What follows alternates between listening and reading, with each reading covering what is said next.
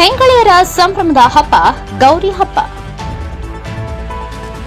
ಕಾರ್ತಿಕ ಮಾಸದಲ್ಲಿ ಹೊಸ್ತಿಲ ಹುಣ್ಣಿಮೆಯ ನಂತರದ ತಿದಿಗಿಯಂದು ಆಚರಿಸಲಾಗುವ ಹೆಂಗಳೆಯರ ವಿಶೇಷ ಹಬ್ಬ ಗೌರಿ ಹುಣ್ಣಿಮೆಯಾಗಿದೆ. ಕೂಡ್ಲಿಗಿ ಪಟ್ಟಣ ಸೇರಿದಂತೆ ತಾಲೂಕಿನೆಲ್ಲೆಡೆಗಳಲ್ಲಿ ಮಹಿಳೆಯರು ಮತ್ತು ಯುವತಿಯರು, ಮಕ್ಕಳು, ಬಾಲೆಯರು ಅತ್ಯಂತ ಸಂಭ್ರಮದಿಂದ ಗೌರಿ ಹಬ್ಬವನ್ನ ಆಚರಿಸಿದ್ರು.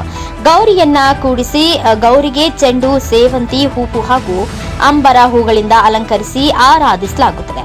ತಟ್ಟೆಗಳಲ್ಲಿ ವಿವಿಧ ಆಕಾರದ ಸಕ್ಕರೆ ಗೊಂಬೆ ಹಾಗೂ ದೀಪಗಳನ್ನ ಇಟ್ಟು ಆರತಿ ಬೆಳಗಿ ಪೂಜೆ ಸಲ್ಲಿಸಲಾಗುತ್ತದೆ.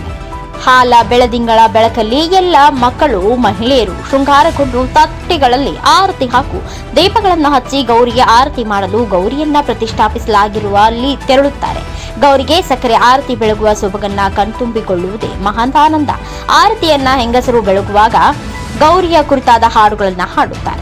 ಹೊಸ್ತಿಲ ಹುಣ್ಣಿಮೆಯಂದು ವಿಧಿವತ್ತಾಗಿ ಗೌರಿಯನ್ನ ಪ್ರತಿಷ್ಠಾಪಿಸಲಾಗುತ್ತದೆ. ಅಂದಿನಿಂದ ಪ್ರತಿದಿನಾಲೂ ಸಂಜೆ ಗೌರಿ ಆರಾಧನೆ ಜರುಗುತ್ತದೆ. ಹಲವೆಡೆಗಳಲ್ಲಿ ಪ್ರತಿಷ್ಠಾಪಿಸಿದ ದಿನದಂದೇ ಆರತಿ ಬೆಳಗುತ್ತಾರೆ. ಬಹುತೇಕ ಕಡೆಗಳಲ್ಲಿ 3 ದಿನಗಳ ಕಾಲ ಗೌರಿಯನ್ನ ಕೂಡಿಸುತ್ತಾರೆ. ಇನ್ನು ಹಲವೆಡೆಗಳಲ್ಲಿ 5 ದಿನಗಳ ಕಾಲ ಆರಾಧಿಸಲಾಗುತ್ತದೆ.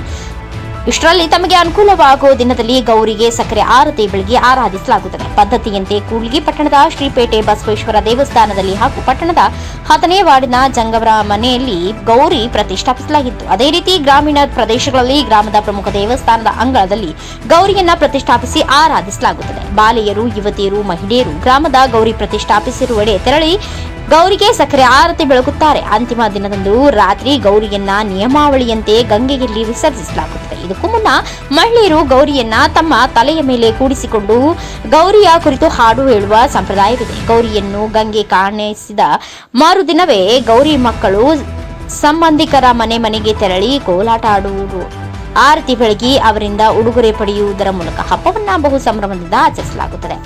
Viji Vrishabhendra, NKS TV4 news, Kudligi.